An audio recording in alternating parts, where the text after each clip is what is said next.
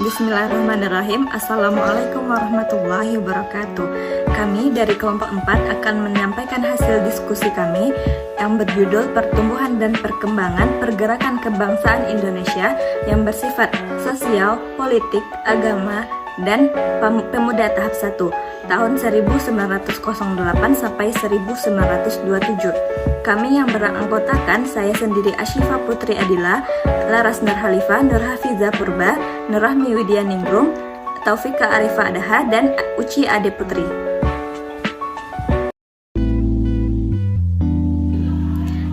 Materi yang pertama yaitu Sarekat Islam.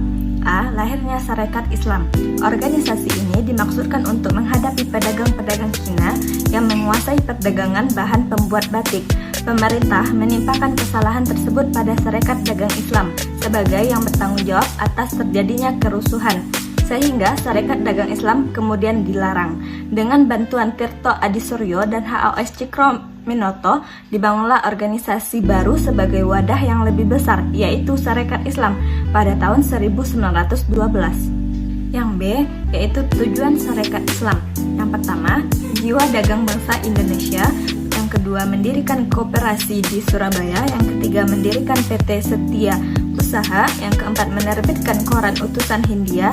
Yang kelima, mendirikan bank. Yang keenam, menyelenggarakan penggilingan padi. Yang ketujuh, menghadapi persaingan dagang dengan orang Cina dan sikap superioritas. Yang kedelapan, mengatasi tekanan dari bangsawan yang dirasakan oleh masyarakat Indonesia di Solo. Yang kesembilan, perlawanan menghadapi semua penghinaan terhadap rakyat bumi putera. Yang kesepuluh, sebagai perlawanan terhadap kecurangan dan penindasan. Baiklah, terima kasih kepada moderator yang telah memberikan kesempatan kepada saya untuk membacakan materi selanjutnya, yaitu perkembangan Serikat Islam. Yang pertama, periode awal Serikat Islam pada tahun 1905 sampai 1911, wawasan Haji Samanhudi bertambah luas. Tahun 1906 mengubah organisasinya menjadi Serikat Islam. Dengan menghilangkan nama dagangnya, maka sasaran perjuangannya semakin luas. Kedua, periode penegasan identitas pada tahun 1912 sampai 1915.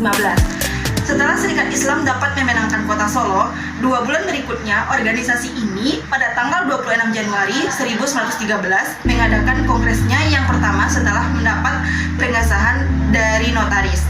Yang ketiga, puncak Serikat Islam pada tahun 1915 sampai 1919.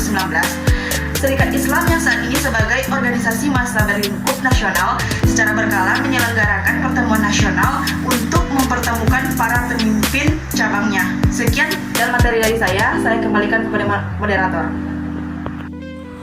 Baiklah, saya akan melanjutkan pembacaan materi yaitu mengenai Indies Partij. Lahirnya Indies Partij.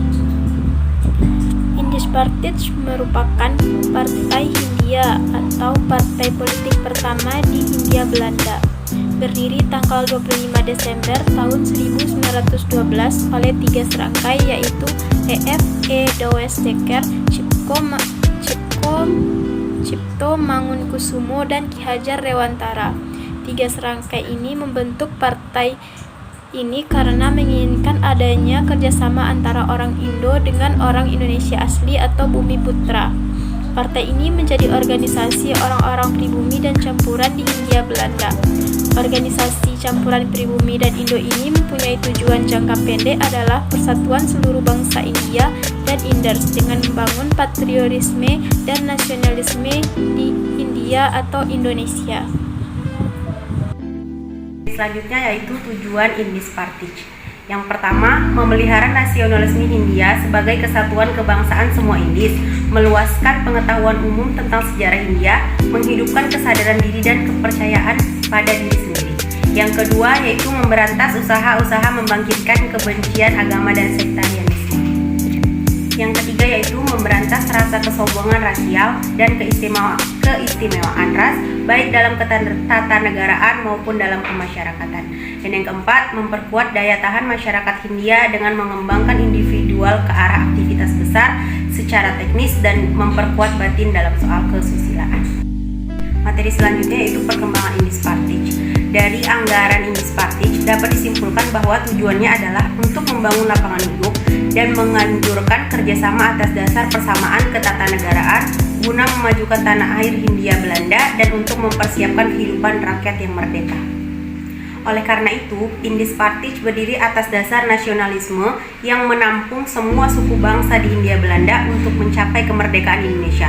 Walaupun usia Indispartij sangat pendek, tetapi semangat jiwa dari Dr. Cipto Mangkusumo dan Suwardi Suryaningrat sangat besar berpengaruh bagi para pemimpin pergerakan waktu itu.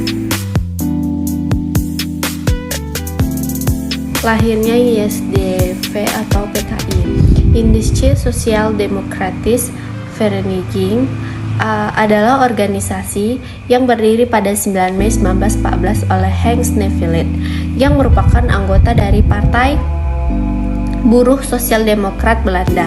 ISDV merupakan organisasi yang menganut paham Marxisme. ISDV inilah yang kemudian menjadi cikal bakal terbentuknya Partai Komunis pada Desember 1920. Tujuan ISDV atau PKI yang pertama adalah menghancurkan Negara Kesatuan Republik Indonesia dan menjadikannya sebagai negara komunis. Yang kedua, menyingkirkan TNI Angkatan Darat dan merebut kekuasaan pemerintahan. Yang ketiga, mewujudkan cita-cita PKI yakni menjadikan ideologi komunis.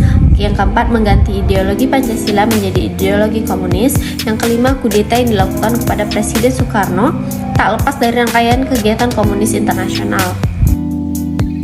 Selanjutnya, perkembangan ISDV atau PKI. SI Merah atau Sarekat Islam Merah mendirikan Organisasi Perserikatan Komunis India atau PKI pada tanggal 23 Mei 1920. Keluarnya SI Merah dari keanggotaan Sarekat Islam merupakan perpecahan partai Islam terbesar. Neuvillette bersama teman-temannya yang sepaham mendirikan ISDV yang menyebarkan paham Marxis, tetapi tidak banyak punya anggota. Akan tetapi, paham tersebut cepat tersebar di tengah masyarakat dan berusaha masuk ke organisasi yang ada. Mereka tidak bisa mempengaruhi Budi Utomo dan Sarekat Islam, bahkan Indispartij yang tetap nasionalis dan tidak berhasil dipengaruhi paham internasionalis. PKI merupakan perkumpulan politik sebagai kelanjutan ISDV. Perubahan nama tersebut mengikuti perubahan nama Partai Demokrat Rusia menjadi Partai Komunis.